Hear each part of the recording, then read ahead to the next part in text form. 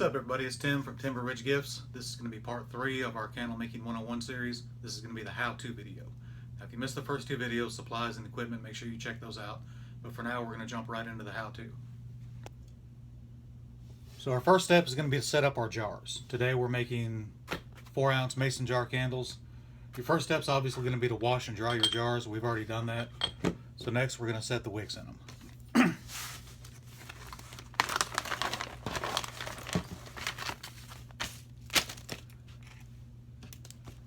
A couple different ways you can do this. They make a glue dot that you can use. I prefer to just use a hot glue gun. To me it's a lot easier and faster. We're going to take our jar, our wick. They also make a wick setter device. I don't really like them. They're kind of expensive and I don't think you personally need them. But I use to set mine as just a plastic straw from an old tumbler that I found. We're just going to load our wick.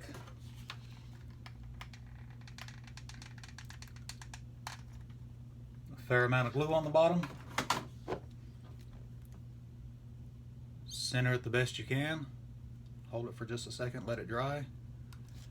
And that's that.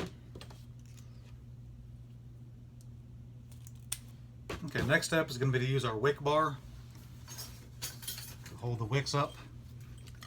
A lot of people like to do this after they pour the hot wax. I like to do it before, just because once you pour the wax, it's going to be hot and there's a chance that the wick will turn loose on you and mess your candle up. Several different kinds you can use. You can really use just about anything that works for you. I prefer just a good old clothespin. They're easy to use. They're cheap. You can get like a box of 40 at the dollar store for like $2. To me, they're easier and they're cheap, and once you use them up, once they get dirty, you can just throw them out. You're not really out anything. Just take and clip it.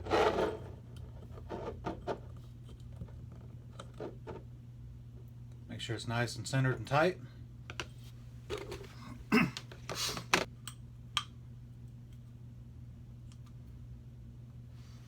Okay, look like that when you're done.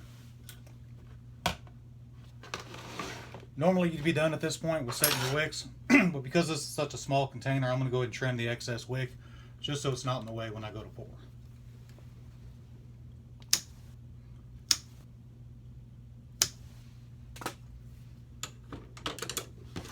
Okay, these are ready to go, ready to be set aside. This plastic container that I'm using, it's called a jar box. You can find those in the canning section at Walmart and Target. Really serves no purpose for candle making other than it keeps everything together and it's easy to move things around to get them out of the way. Set those aside for now. Alright, next up we're going to get our wax ready.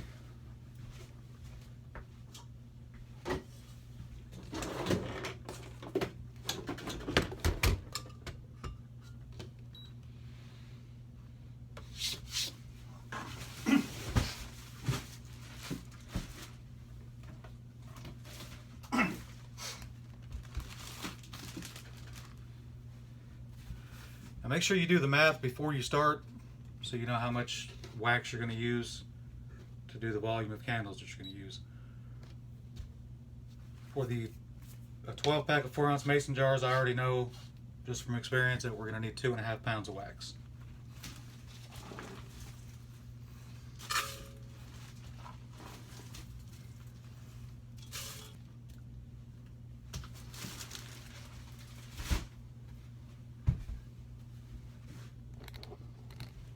And we're down to, here we are, 2.8 pounds, 2.5 pounds, or 2.8, 2 pounds, 8 ounces, 2.5 pounds.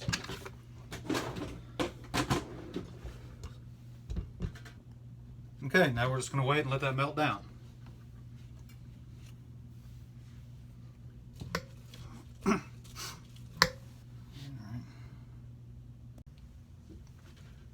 Okay, we've got our wax melted. We're just about up to temperature. For this particular wax, it's going to be 180 degrees. Each wax that you use is slightly different. Just make sure you check the packaging on the wax to see what the melting temperature is. Main thing is you don't want to go too much above that because you can scorch the wax. That'll affect the color and the scent throw. If you get it too hot, it could potentially be a fire hazard, especially with paraffin wax. Our next steps, we're going to add our dye. If you're going to use the dye blocks or the dye chips, you could have added those at any point. With the liquid dye, I like to wait till we're up to melting temperature. So we'll go ahead and add that.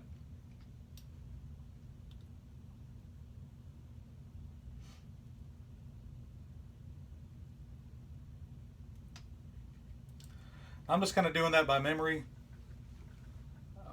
If you wanted to get really crazy with it, you could actually do the math equation. Like on this particular one, I don't know if you can see it, but it's 7 drops equals the particular shade that it shows you. Then it gives you the volume percentage at the bottom. That's a little too much work. I think in the next video I'm going to do a tips and tricks video. I'll show you a little trick to kind of cheat and get your color just right. For now, we'll mix that up.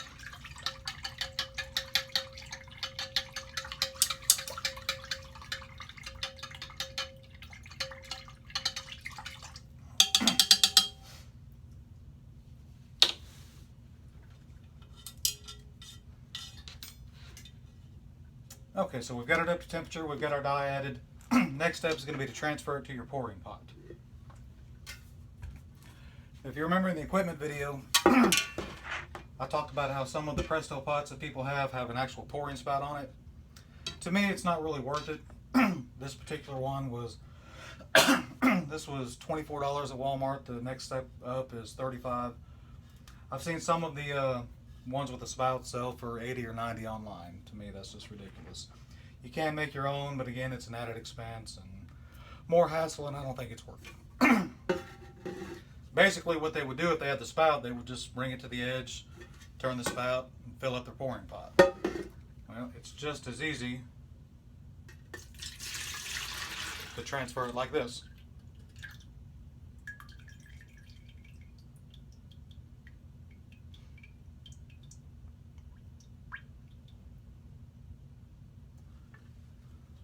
So I've accomplished the same thing, and I've saved myself about $60 in equipment costs.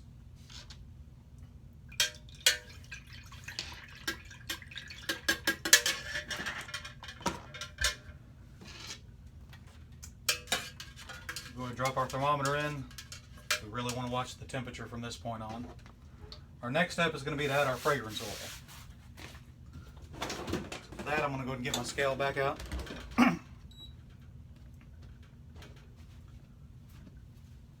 If you try to do this by volume, you're going to end up causing yourself problems.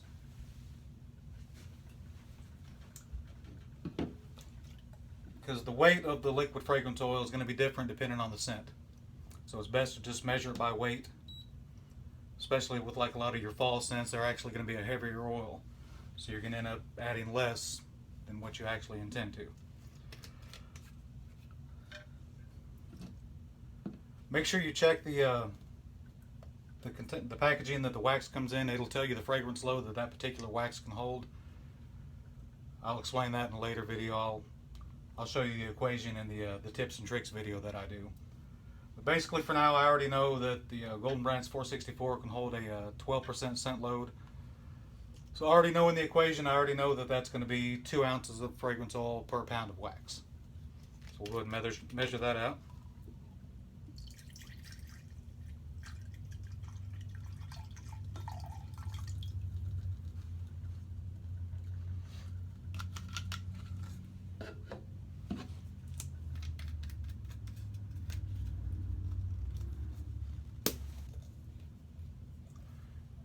This is actually sold by weight, so if you buy 2 of them and one of them looks like it's got a little bit less in it than the other one, that's why, because they both actually weigh the same, but the actual volume of them is going to be different because of the weight of the oil.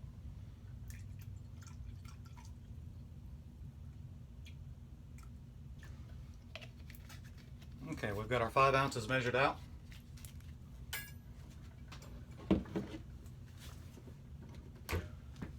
Next step would be to add it to your wax and dye. One thing to watch on this is check the labeling on the fragrance oil, see what the flash point is. Most of it is 180 and up, 180 degrees and up. Occasionally you'll find some that's 160, 165. Basically what that means is that's the point at which it can possibly catch fire. It's not likely since we don't have a heat source. But one thing with that is the lower flash point, it's actually going to burn off quicker. So right now we're at 169. If the flash point on this was 160, it could potentially burn off a lot of our fragrance oil before we were ready to make candles. So you're going to end up with a weak candle. The flash point on this I already checked is 180. We're at 168 now, so we can go ahead and add it.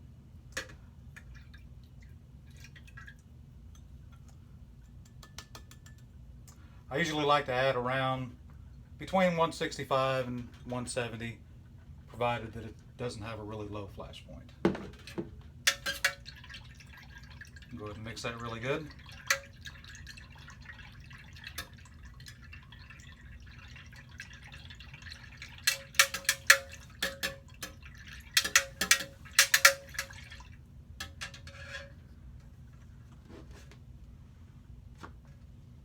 Okay, now we're just going to let that sit and cool. Go ahead and clean up our area while we're waiting. Bring our jars over, get everything set up, ready to go.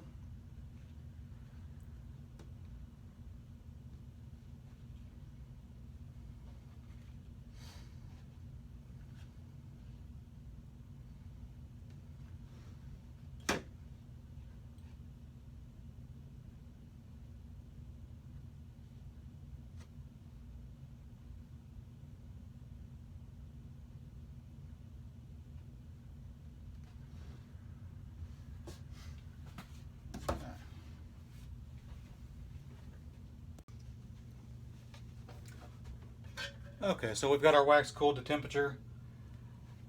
That's something you're really going to have to find out for yourself.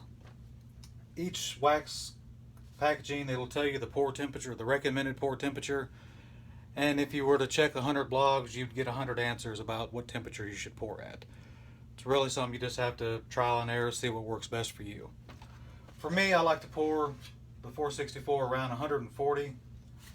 I found that it gives me good glass adhesion, very few wet spots, and I rarely have frosting with it. If you don't know what frosting is and you make soy candles, you're going to find out. I'm going to do a later video that talks about frosting, some ways to prevent it and some ways to fix it. But that'll come later. Right now we're ready to pour. So I've got my jar box set up, got all my candles centered. Some specific candles I will weigh each individual candle as I pour, especially if I'm doing like layered candles. But for these, I'm just going to kind of eyeball it. Now you don't want to pour too slow or too fast, just kind of steady and deliberate.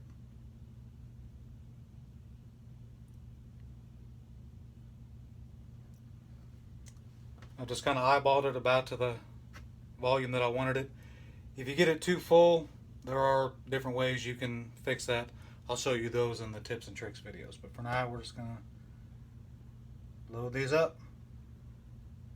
Once they're dry, we can trim the wicks, throw some lids on them and label them, and they're ready to go.